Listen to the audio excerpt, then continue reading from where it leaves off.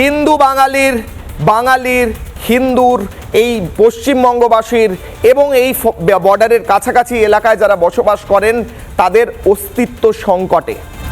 একজন সাংবাদিক হিসেবে সত্যি কথা বলায় আমায় দুবার আক্রমণের মুখে পড়তে হয়েছে। ওই বর্ডার এলাকায় অনুপ্রবেশ চলছে প্রতিনিয়ত। ওখানে বারবার অনুপ্রবেশকারীরা সাধারণ মানুষের ওপর আঘাত হানছে, আমাদের ভাতের পাতে টান দিচ্ছে।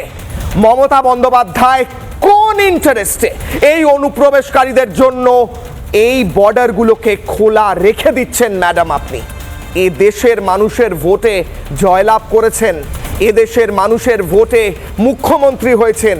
এদেশের মানুষের কথা ভাববেন না, শুধু নিজের ভোট ব্যাংক ওপার থেকে যারা এসেছে সেই ভোট ব্যাংকটার কথা ভাববেন। এদেশের মানুষও তো কিছু আপনাকে ভোট করেছিল, তাদের প্রাণটা আপনার কাছে প্রিয় নয়?